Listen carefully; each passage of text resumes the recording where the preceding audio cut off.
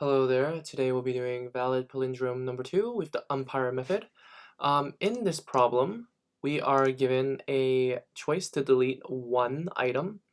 This makes it a pretty easy problem to do. It's basically the palindrome problem, but with the add-on where we have to diverge from the palindrome problem to two different palindrome problems.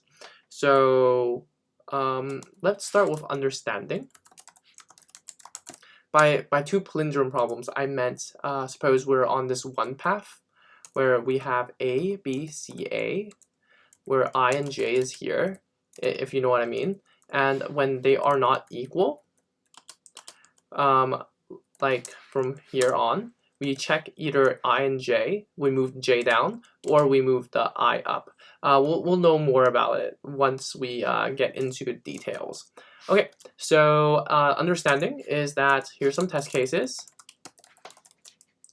So these are three test cases that we see here. We have ABA should return true. We have ABCA where it should return true as well because we delete the C. And we should have ABC which should return false. This is perfectly good for us. Do we have any edge cases that we want to test for? Maybe empty string, one string? No, that we don't. And but I do think that that should be fine then. With the test cases, we have a time and space complexity check. That's going to be O of n all the time, even with the split. It's basically O n times 2 because of two different runs of the string. Also, the space is going to be O of 1 because we're only using pointers, so it's O of 1 space. Alright, with that, we're going to do matching. Matching, of course, we're going to be 2 pointers, and recursion because we want to run two different functions. And also, now time for plan. The plan is to check for equal characters between the beginning and end of string until I passes j or equals j and or greater than j. With that, and if first unequal split between I plus 1 and j minus 1 but for deleting character. With that, that's my plan. Let's implement it. All right, to implement, define the recursion, or is palindrome. We're taking I and j, and first things first is if I is greater than or equal to j, then return true.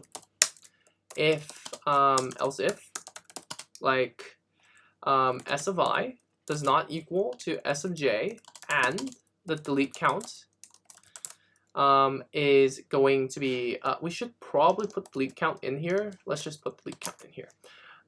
Delete count is equal to 1. Yeah.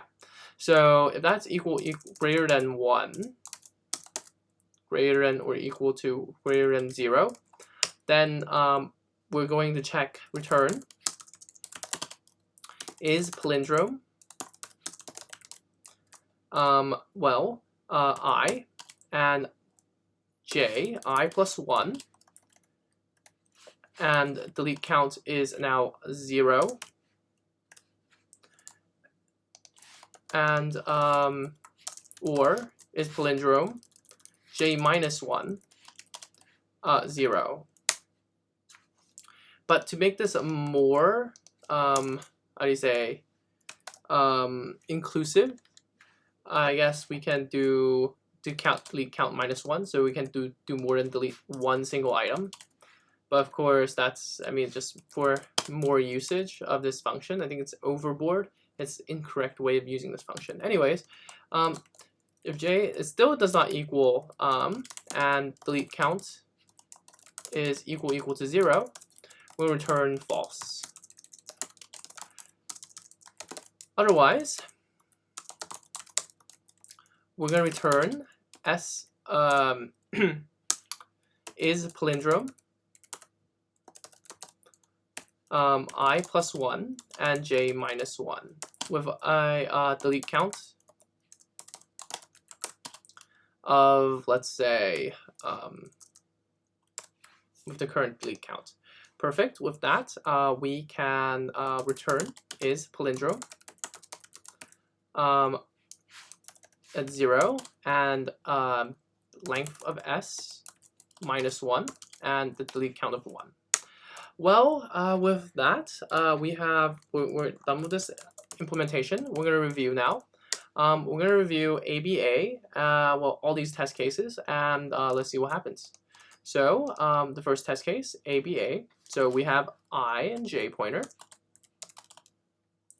and we're going to run, we have a delete count of 1, and we run palindrome. We have 0 and, well, 2. Okay, and we have a 1 here. So with that, we run is palindrome again because they are equal. So none of these test cases run except for this one. So now we have 1 and 1. They are equal, so we return true. Perfect. That's good. So return true. We check the other test case. Now we check A, B, C, A, right? And we try 0, 3, 1, and I and j are equal, so we check the next two, B and C. So this is going to currently return false. Not false, but these two, either this one or this one. So we're going to try, this is now 0. We're going to try the first one, I plus 1, so now 2. So C is equal to C, that's true. So basically, once we get 1 true, it doesn't matter, we check the other one. Because this is equal, we're going to try this one. Well, these are equal, so we're going to have to return true, right? So with that, we return true, and this whole is going to be returning true, which is good. So that's done, and we have A, B, C, which we have here, and it's going to return false. So let's try it. So we have 2. So we first test this one. This is palindrome. These are not equal. So we still have 1 delete count. So we're gonna try I plus 1. With I plus 1, what happens is 0 becomes 1, and 1 and 2. Well, B and C are not equal, and delete count is now 0. So that's false. Let's try the other one then. That other one is 0 and 1. And a delete count of 0, and so we test that. A and B are not equal, so that returns false. So both of these are false. So that means that we will be returning false. Perfect. So all of these are good. As you can see here with our evaluation, what the cost is evaluate. Time is going to be O of n, even though we split it in half. We split it to 2 different functions that basically doubles their time, but it's still O of n. And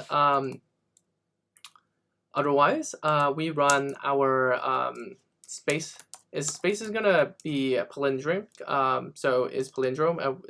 We see the call stack, and that call stack is O of n as well. So it's O of n. So with that, that's our time and space complexity. Let's run the code to finish this off. Right, so let's comment these pieces of the code out and move this to the top.